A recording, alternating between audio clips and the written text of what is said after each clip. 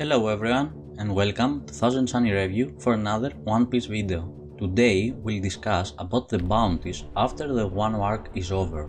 First of all, the bounties should be rounded numbers. That thing Oda does with bounties such as blackbirds or shanks just gets on my nerves. Okay, so beautiful rounded numbers from me to keep my mind in peace. Okay, and I would like to explain a few things before that, so give me a minute or two. Luffy aims to be the king, the pirate king, which makes his whole crew much different than the crew of the Yonkos. Up until now, we only know of Big Mom Pirates bounties, and I'm not talking about the top commanders only. We know the bounties of the 3 Sweet Commanders plus 1 ex-Sweet Commander, Snack, and we also know about the 3 out of 4 officers who are mentioned as monsters almost on par with the Sweet Commanders. I'm talking about Oven, Daifuku and Perospero. The first 2 with a bounty of 300 millions and Perospero with 700 millions. We also know that the Beast Pirates seem to be more violent and they have bigger bounties. Both Jax and Queen exceed 1 billion, while in Big Mom Pirates only Katakuri has reached this milestone. Bounties of course don't show us the true strength of a person, but we can get a fair comparison based on the info we have at the moment. And I would like to inform that I tried to see behind the hype everyone has at the moment, and so if you expect to hear anything about multiple billions or whatever, I am sorry, but I will disappoint you. However, there is a reason applying to everyone for a big raise in bounty. That is that after this arc, the crew will have fought a war against 2 emperors, and in my humble opinion, Kaido and the rest of the Beast Pirates will go down. As stated in the SBS, global scale events will follow. So after this arc, Luffy will be officially a Yonko, because until now, let's be honest, he was not. Hype is one thing, reality is another. Back in Dressrosa, everyone got a fixed 50 million raise, even the Grand Fleet. But that was their first raise after the 2-year timeskip.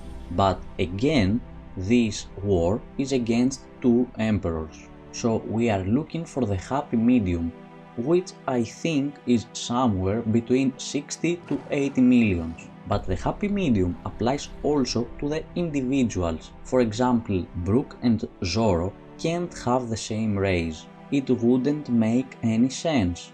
So happy medium to numbers and happy medium to members. And so, with no further delay, starting from the bottom of the list, Tony Chopper, our happy reindeer. Well, I believe it is about time for that joke to end. No, Chopper ain't the fighter type, nor is a threat like Robin for other reasons. He is a first-class doctor, and honestly, I can't see any reason to raise his bounty just because he's a first-class doctor. Except the Rumble Ball. In case anyone has forgotten, if we count how many Zoan users can transform into such a monster, we will reach a total amount of 0. Chopper is unique, and this is because of his medical skills. And we also don't know how much the Rumble Ball can improve, or how else it can be used. And that, my friends, is a threat for the government. Rumble Ball is the threat. And so I believe that Chopper will finally reach 30 millions. If we recall, Luffy's first bounty in East Blue was 30 millions. I believe that Chopper, with his Rumble Ball and his fighting skills at the moment, deserves that much. And we move on to Nami. As of right now, Nami has shown excellent skills in crying. I believe she is the second most formidable coward, just behind the king of cowards Usopp. And yes, I am hating right now. 103 chapters of Wano arc and they have done nothing. Absolutely nothing. Nami will acquire Zeus as a great power up. Yes, I believe that. But up until now, this very moment, she has done nothing. And even if the theories come true and she really takes Zeus, If she doesn't use him in a fight, then the bounty doesn't raise. And with no further delay, I believe Nami will reach 120 millions with the minimum raise. And that is all, I don't want to speak anymore of Nami. Dead Bones Brook, currently at 83 millions. I believe it's a shame that Brook is thought such a small fry. Brook is one of the few characters that can use something like an element. Well, it is ice which is element, but it is brought from the underworld. Anyway, small difference, he uses an element. Okay, he had the balls to stand his ground against Big Mom. Of course he couldn't do much, Big Mom is a Yonko, but still he did his part, and I believe he is very close to unlock Haki. Anyway, the thoughts aside, fact is he has a battle to win along with Robin against Black Maria of the Flying Six, and I believe that all of the Flying Six have a decent bounty of at least 200 millions. Drake has 220 millions as a Flying Six member, while Hawkins and Garbage Apu have both bigger bounties, while being of lower rank, so I believe that Brook is good enough for a bounty around 160 millions, almost doubling his current one. And we move to Franky. Well, Franky is a bit of a different case. He is currently fighting Sasaki of the Flying Six one-on-one, and except that the government knows that he once held the blueprints of Pluton, while his craftsmanship is of the highest level, and he is building mostly weapons, which makes him also a big threat. I would like to see both Franky and Usopp passing Usopp, but unfortunately I don't think they will. However, a nice 80 million raise for Franky reaching 170 millions is good enough in my opinion. Okay, next on the line, the Devil's Child Nico Robin. Well, Robin's threat to the government is her very existence and her knowledge. She is not much of a fighter. However, I'm really looking forward to see her fight with Black Maria. I expect her to awaken Haki in Wano, but again, thoughts aside, I don't believe that it is the time for Robin to gain a massive raise. I suppose that the arc after Wano will be of crucial meaning for the story. I suppose that at some point Luffy will be very close to find Laugh-Tale. It will become known to everyone and they will most likely increase Robin's bounty to the skies. But right now we are at Wano arc. I think Robin will have a minimum reaching 190 millions. I believe it is good enough for Robin at the moment. Captain of the Liars and Cowards Usopp. Can I skip this guy please? Or at least can I give him a bounty reduction? No, Usopp does not deserve 200 millions. He should be around 60 to 70 millions. That thing with his bounty was a big bad troll from Oda Sensei. Anyway, seriously now, we know that when an individual reaches a certain milestone, his bounty doesn't increase that much and that easy. I believe that a bounty of 230 millions is a joke as well, but a 30 million raise is good depending on the circumstances.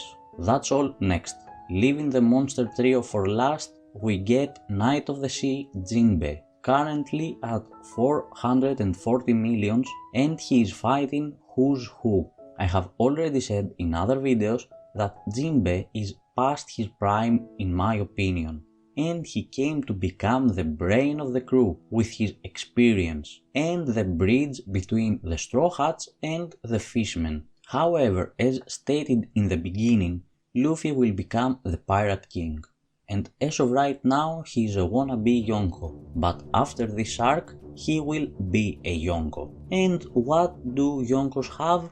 They have commanders. Well, Luffy ain't the type to create such an organization. He doesn't care at all. However, he needs people to be of what we know as commanders. Yonko commander level. Kaido has 3, Big Mom as of now has 3, and there are 3 admirals. And those 3 people for Luffy are Jinbe, Sanji and Zoro. However, in this war we see Marco taking on the big heads, so I don't think that Jinbe can reach Snack's bounty of 600 millions. However, a bounty of 550 millions, I believe it's good enough. He has both the strength and the experience. He deserves that much. And we move to the iconic duo, Sanji and Zoro. Why am I bringing both at the same time? Because the bounty of one depends on the bounty of the other. Let me be clear, Zoro is stronger than Sanji. But at the same time, Sanji is still in Monster Trio and he is still stronger than Jinbe. Zoro may be stronger and in the end game the gap between them will be bigger, but right now Luffy is going to be one of the Yonkos. In the end he will be the king, and just like Roger had Rayleigh, Luffy will have Zoro. Two monsters of crazy strength, but now we are talking about Wano. First of all, none of them has beat any Yonko commander yet.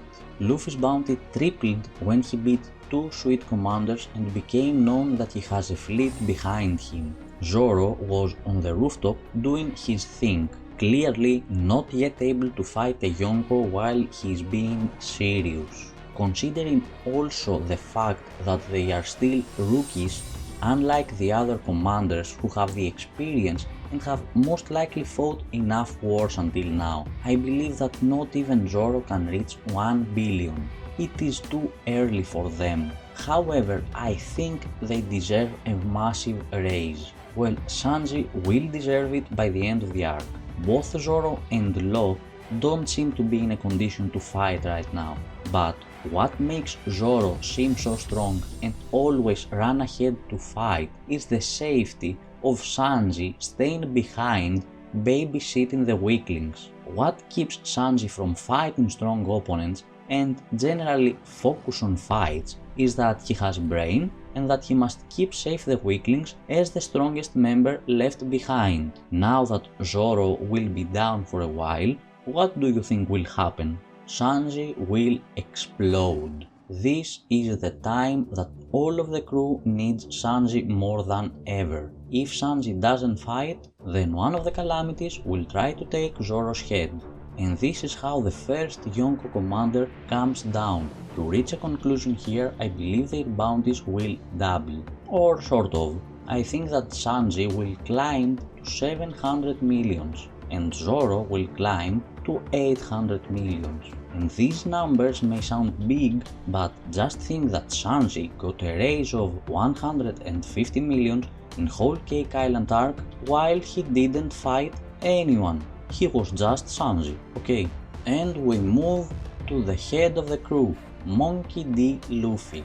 Well, for the millionth time after this arc, Luffy will be a Yonko. So straight to the point, Luffy will pass Blackbird's bounty. Blackbird's bounty most likely reached 2.2 billion after he won Marco and the remnants of the Whitebird pirates. After this incident, he was officially called a Yonko. I believe that Luffy's accomplishments can grant him a bounty of 3 billions, doubling his current bounty while also keeping a distance of 1 billion from the other Yonkos. Blackbird reached 2.2 billion without having a one-on-one battle with another Yonko, but because he defeated Marco and took Whitebird's territory. But if Luffy takes down Kaido, the Yonko with the highest bounty right now, his achievements will be greater than those of Blackbird's. He has already entered Big Mom's territory beating two commanders, and he will take down Kaido one-on-one, so I believe that the 3 billion bounty is our happy medium in Luffy's case, and if someone wants to bring the argument of strength, we currently know neither Shanks' real strength nor Blackbird's, but what we do know is that Luffy is one of the few with all three types of haki, and even one of the fewest who can use advanced conqueror's haki. And if we take into consideration that Robin has already deciphered 2 red poneglyphs for him, then he is actually the biggest threat for the government. So this is what I believe, guys. Please let me know your thoughts in the comment section below, and if you enjoyed this video, please be sure to leave a like and subscribe for more content. Until next time, peace and love.